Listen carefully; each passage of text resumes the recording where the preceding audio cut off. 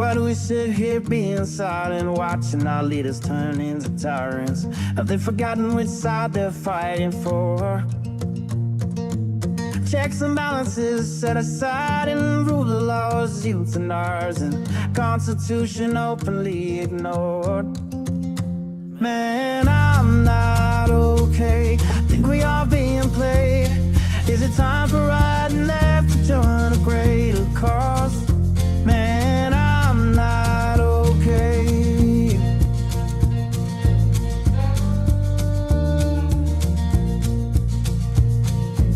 The rich claim to be victimized just to attack the marginalized. Is 1% really worth more than all the sick and poor? Always preaching about fellowship while planning their dictatorship. Now we've seen how all of this plays out before. Man, I'm not okay. Think we are being played. Time for you and I to join our country's call. Man, I'm not okay.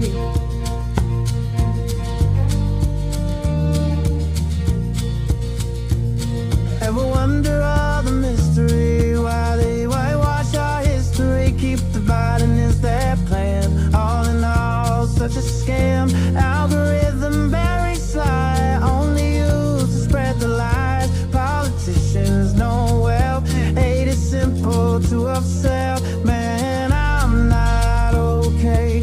Think we are being played. Time for you and I to join our country's call. We are not okay. America is not okay, and we all know that. Former Congressman Joe Walsh, this is the social contract with Joe Walsh. Let's figure out how to get okay together.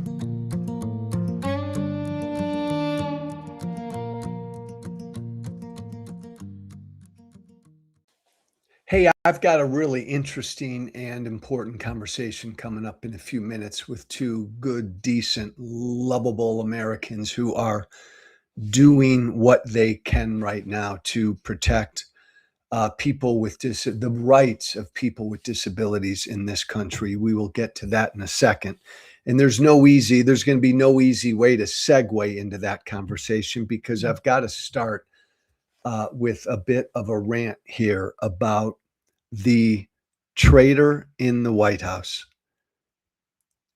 The President of the United States is an enemy of this country.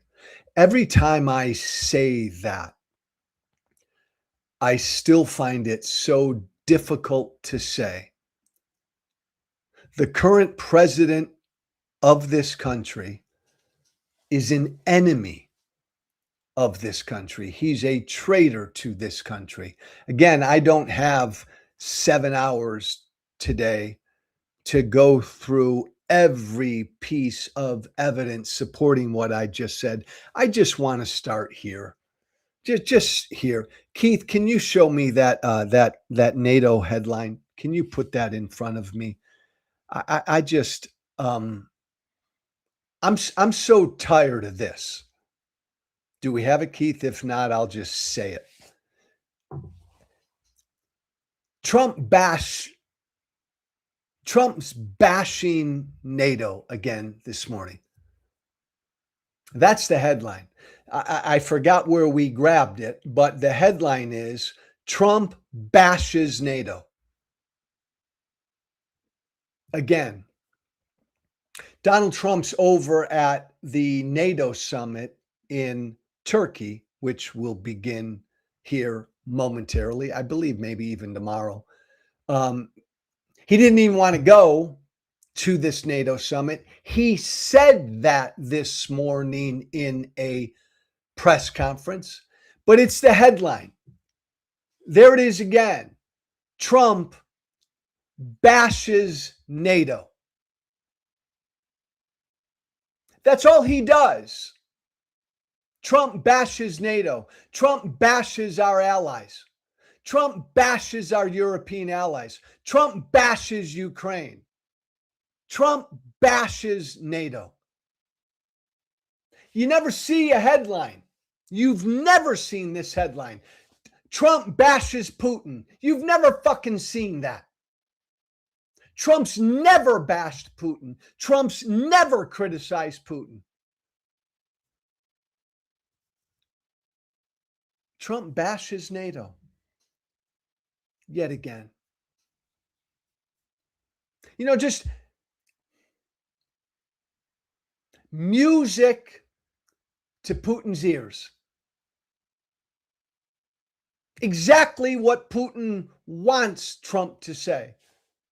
Probably exactly what Putin told Trump to say. They had an 85-minute conversation, private phone conversation, just 2 days ago, Trump and Putin did. I have no doubt that Putin told Trump again to go after NATO, to criticize NATO, to bash NATO.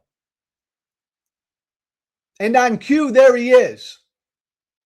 There it is. Trump bashing NATO. He said this morning, he questioned again this morning, he does not even know why the United States of America is part of NATO. Putin's smiling. Said that he didn't even want to go to this NATO summit. But he only did it because he likes Erdogan, the dictator that runs Turkey. In fact, Trump so despises NATO, and so does whatever Putin wants him to do. Trump this morning said, you know what? He thinks he's going to sell F-35 fighter jets to Turkey. Trump said that this morning. That's banned by U.S. law. America cannot sell F-35 fighter jets to Turkey. Trump said this morning he thinks he will. You wake up this morning to another headline, the same headline. Trump bashes NATO. And I'm compelled to say what I've said so many times before. The current president of the United States is not on the side of the free world. What an amazing thing to say. And I've said it a bunch. The president of the United States is not on the side of the free world. Never has been. From the moment Putin invaded Ukraine, Trump has never been on Ukraine's side. He's always been on Putin's side. Donald Trump does not stand with the free world. Donald Trump does not stand with NATO. Donald Trump does not stand with our European allies. He stands with Putin. The current president of the United States works for Putin. I got in a lot of trouble a few months back when I said that on CNN. CNN has not been as open to having me back on. When I said openly, why is this confusing to anybody? Trump's not on the side of the free world. Trump works for Putin. Hell, Trump's probably a Russian asset, I said. And then in real time, the host, the man who I respect the hell out of, said, well, we just need to say there's no proof of that. There's no proof that Donald Trump is a Russian asset, blah, blah, blah, yada, yada, yada, yada, yada. He works for Putin. Donald Trump has never, ever bashed Putin. He's spent the past, 18, 19 months of his presidency from the moment he was sworn in. He's spent that time, in addition to every corrupt, lawless, un-American thing he's done here at home. Donald Trump has spent the past 18 to 19 months doing nothing but bashing Zelensky, bashing Ukraine, bashing our European allies, and bashing NATO. repeatedly, almost daily. So you tell me whose side he's on. Let me close with this. I do a lot of media over there. I do a lot of media in Europe. And automatically, whenever we're talking about this and Trump and NATO and Ukraine and Putin and Russia, I find myself apologizing to the rest of the world. I spent a good deal of the last year trying to fucking wake up our European allies. Every time I did a media hit over there, hey, wake up. France, Germany, all the rest of you, wake up. Trump's not with you. Trump's not siding with you. Trump's not on your side. He's with Putin. He works for Putin. Hey, Ukraine, wake up. Donald Trump is not your friend. He's your enemy. Wake the hell up. Don't come over here and bow down to him. Don't come over here, Europe, our European allies, and give him presents and pat him on his back. No, stand up to him. Punch him in the face. As long as Donald Trump is in the White House, the United States of America is not on your side. Ukraine, Europe, NATO. And I think now they get that. And so now I apologize. But I implore our European allies to keep punching Donald Trump in the face, because right now, Donald Trump is their enemy. Right now, Donald Trump is an enemy to the free world. And there he was again this morning, bashing the free world. Let's talk about something here at home. Two people who I have just enormous respect for. Let's pull them in, Keith. Naida Green and Nick Paro. Where are their beautiful faces? There's Hey, good morning, Joe. And there she is. There's Naida. They have embarked upon a really important task here that we want everybody to join in. Let me introduce them first, though. Naida Green is the head of the Disability Community for Democracy, doing great work. Nick Paro, he's a disabled veteran. He runs, and you need to follow and subscribe to these folks on Substack, Sick of This Shit publications. They have teamed up, partnered up to do what they can right now to push back against what appears to be kind of an under the radar attack from Trump's Justice Department on Americans with disabilities. Nick, Naida, welcome. Somebody get us started and provide kind of the context here, you two. Can I? Naida, I'm going to turn to you. There was a 1999 Supreme Court decision. The Justice Department comes out with a memo a few weeks ago attacking that decision. Give us some explanation and context. So I'm going to give you some context on actually the worst thing about the memo is that they released it the day before Juneteenth. And if you know the history of this country, Black people who were enslaved would run away, and they had a term called drapetomania.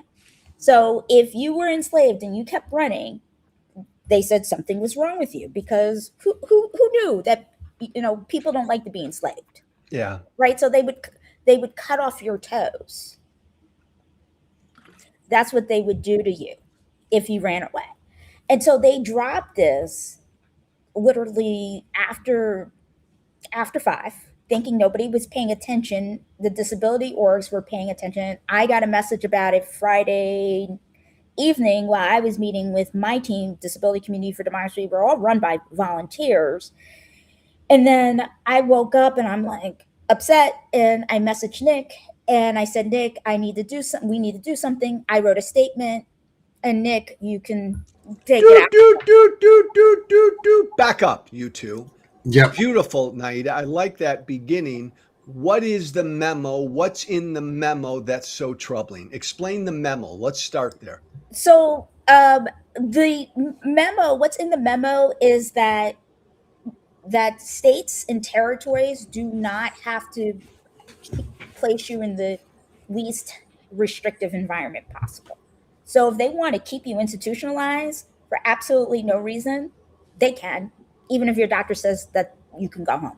And and that also applies to schools, and not just like psych institutions, but it also applies to schools and applies to people who receive who are in nursing homes and who need home care. Applies to everybody, and this also gives them the opening to institutionalized dissent. So we have something called in this country protest psychosis. We have a Yeah. history of this.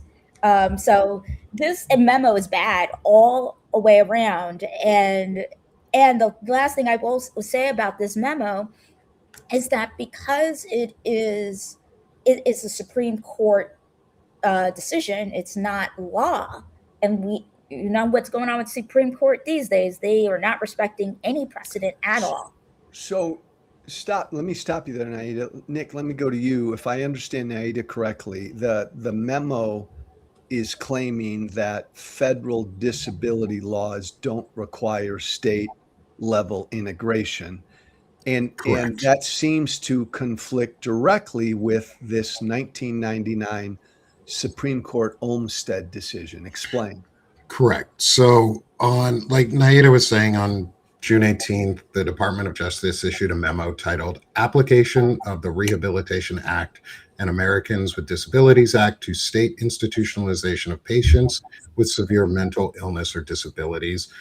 And it's exactly that. It is exactly intended to undermine and take the legs and um, authoritative power on the Justice Department's side when they're Yeah. prosecuting cases, when they're handling cases, that they will not stand with the rights and freedoms of people with disabilities to have the least restrictive care, either in schools or in home or in any circumstances. And like Naida said, the next step is labeling dissent as a mental illness. We've already seen last year with the Trump derangement syndrome attempts to have that researched and turned into a DSM labeled disability, things like criminalizing homelessness. There's a trend in this, but I won't go too far ahead because I see you've got a question.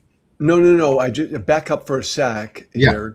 Again, just to explain to our listeners, the 1999 Supreme Court decision, of which this DOJ memo of a few weeks ago is in direct conflict with. What did that 1999 Olmstead Supreme Court decision basically say? In a short Yeah. version, it says states and territories cannot forcibly institutionalize people for severe mental disabilities or physical disabilities. They cannot just keep you indefinitely. What it did was it ended segregation and discrimination against people with disabilities. And Wait, right now that is being undercut. oh, okay. And so that Supreme Court Olmstead decision makes all the sense in the world. The Trump administration is trying to undercut that decision. Correct. Naida or Nick, like, just let me ask the stupid question. Why? Why are they doing this? What, Naida, before you jump in, because I know you've Because got a I lot know to say she's on jump. this. I know she's getting ready to jump. Naida, hold You've your got a fire. lot. You've got a lot to say on this. One of the things that we found out very early on in all of this was Bloomberg put out an article naming Stephen Miller as the driving force behind this DOJ memo, which should probably tell you exactly what you need to know about what they're trying to do and why, is because this is the eugenics regime. And they are trying to fully implement eugenics policies. Yes, we talk about them in framing of Nazi policies and what Hitler did, but this is older. This is American Confederacy policies. These are hate policies that we have had or thought about in our country for a long time. And there's no other word to describe it other than eugenics. Naida, jump. The thing I want to just say to this is that this memo also supports a lawsuit led by Texas that is pushing back against the same type, is saying that the regulations that were put into place under the Biden administration that finally said we are going to codify the Olmstead decision in regs. This memo says we agree with the case, the lawsuit, therefore we're surrendering. They've done this with the initial 504 lawsuit when they said it was going to be declared unconstitutional. I just want to say this one thing. We had something called ugly laws. And this month is Disability Pride Month, and it's also at the end on the 26th is the 36th anniversary of the ADA, and it's also the year anniversary of the executive order that Nick was talking about. And I want people to understand that eugenics is a pseudo racist science, and race in this case is about your body, not just your skin color. So if they feel your mind and body does not work properly in any way, shape, or form, they want to shove you into some sort of camp institution because you can't produce. This is what this is Yeah. about. Well, and Naida, again, Nick, and you said it, Nick, but when you look at the 1999 Supreme Court decision, it basically said people with disabilities are integral parts of their community. And then it goes on to say the decision that segregating or isolating disabled individuals is unacceptable and dehumanizing. And Stephen Miller and the Trump administration trying to reverse that via executive order, via a Justice Department memo. Yeah, and it fits into a very long pattern of this regime, this occupant's style since he's been in. When he first came in, we have now criminalized homelessness, or there's executive orders around criminalizing homelessness. There are executive orders describing substance abuse as a crime so that they can criminalize substance abuse rather than offering help and support for recovery and integration back into your community, because we know that recovery works for a lot of people, and these are trying to take this away. And then so this folds in with the continuation of these types of criminalizing things that are put onto people as causes. Like homelessness is a failure of our society to take care of those around us, is a failure of our society to create community in a lot of ways. And criminalizing that is just penalizing people who have already been forgotten or left behind. And so this fits that pattern, just like the attacks on the immigrant community and the attacks on our LGBTQ plus community. It's all tied in together on forcing us into these tiny little bubbles of what we can and can't be without seeing the humanity behind it. And what's one of you mentioned earlier that expanding what they're trying to do, this discrimination, this isolating or institutionalizing even people who just wage dissent. Like explain that. So one of the things we have seen with this administration is last year there was I believe it was in the House, a commission set forward to research and codify Trump derangement syndrome as part of the diagnostic manual to say that it is a disability, and and that dissent in itself is wrong, and that there's something wrong with you because you have Trump derangement syndrome. And they're going to use that as the lever, along with naming people Antifa, whatever you want to freaking name people, is they're going to use that as the lever to say, Joe Walsh, you have Trump derangement syndrome. You need to be institutionalized, and your family and your care providers have no say in it.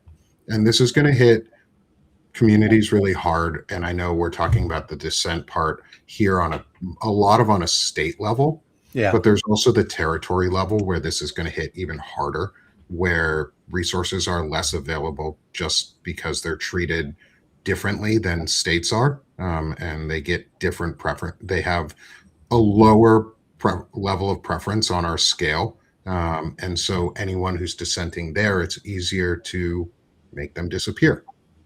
So you two warriors, you two happy warriors, what can be done? What are you doing? What can we do about this? We have partnered. Well, Knight, I'll start. We've partnered together to do something about this, to say no to Crip Crow. And Naida, can you explain? I love that. I love that. Say no to Crip Crow. Can you explain what Crip Crow means for people, so that they understand? Naida, you better explain. It sounds terribly offensive. I love that. It sounds offensive too. It pisses people. It gets you in that trigger spot. It is offensive, and it's meant to get under your skin. So there it is.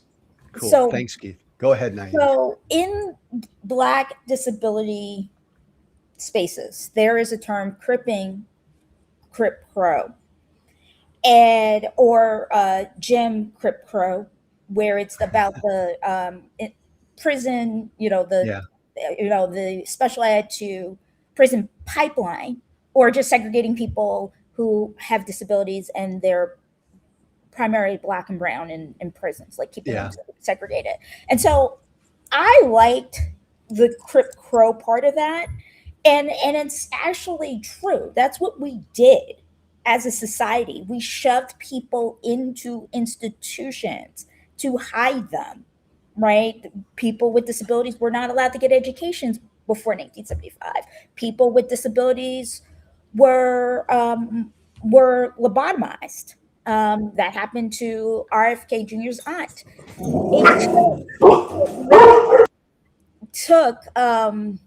It literally took. By the way, Nick, dog barks are always allowed.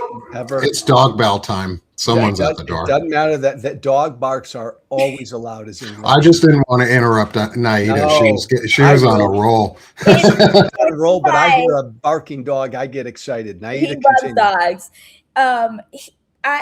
So we used to institutionalize people, and it took until, and I know there's a lot of people mad at the former right, who would now be like center, Reagan particularly, but he's the one who actually said these institutions need to be shut down because of the human rights abuses in them, and that's how we got here, right? That's how we got to this Supreme Court decision, right? Like all of these laws that were signed by Republicans that gave the basis of what guys, tell me what you're doing. What can you do? Don't worry about the dog. There's a Supreme Court ruling. The Justice Department is trying to work around that. What can we do to stop what they're doing?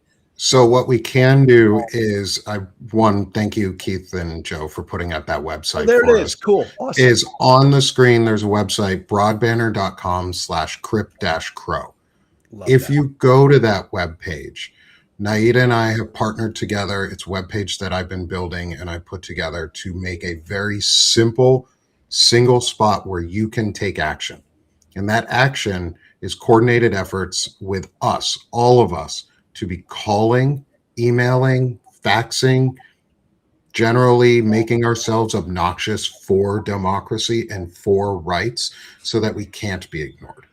And so we have put together this webpage that contains the steps to take action. What do? You find your representative or your senator's phone number, you call them daily, and you use the scripts that we've provided. We have 3 different script templates on the webpage. We have ready to use scripts where you can submit your zip code. It is not kept. It is not stored. It is not held. All it does is produces the phone numbers for your representative, your 2 senators, their DC, and their field office numbers. And you can call with any 3 of the scripts that we have. We give you tips on how to do it. And let me, again, everybody, the website's right there, broadbanner.com/crip-crow. Love that. There's the And website right there. I can just say, Naida, before you jump in, as a former member of Congress, this kind of advocacy does make a difference. Members of Congress, the House and the Senate, pay attention to informed advocacy like this. So these calls, these emails, these faxes can make a difference. Go ahead, Naida. And I just want to add something. I am a local official in my city. I serve as the secretary of my city's Disability Commission Advisory Board. And we are actually going to be taking this up in our meeting on Thursday. And it's going to take not just, the people calling their members of Congress, but it's going to take, local commissions, the states, your AGs to tell DOJ they can take a long walk off a very short pier. And that's basically what it is. We're going to have to come together. I said this to Nick when I said, hey, we need to get the word out. We need to do this like we did with Epstein. We need the power of public opinion to be so strong against this memo, that they codify Olmstead via amendment with no other regulations around, like regulating independent lawn care facilities or anything like that. We got to play the hand that we have and who we have in the office. Well, and again, Naida, this is like alarm bell shit. Like, this memo of a few weeks ago basically says that states do not have to follow federal disability laws. That's what this memo says. And if that doesn't fucking get everybody off of their ass, then nothing will. And by the way, Naida, I'm glad you're a local official. I think you should be president of the United States. We'll talk about that. I prefer Naida. Say no to Crip Crow all the way. Nick and I are working in the administration. You got to promise us somewhere. I'll do the media. I'll do media relations on that. The website, broadbanner.com/crip-crow. Put that on your forehead, put that on your fridge, put that in your phone. Do what you can do for Americans right now with disabilities, and for Americans, by the way, who simply dissent because the Trump administration, Stephen Miller, are trying to yank them into all of this as well. This is scary, scary stuff, and it's damn good that we've got 2 committed folks like Nick and Naida doing something about this. Go ahead, Nick. And when you make your calls and emails, we're encouraging, one, Joe, you can speak on this as someone who is a former representative, is when you make these calls, when you send these emails, we have a block in there that says, please add your personal story or why it matters. Don't just call with the message. Always finish it with, this is important to me for these reasons.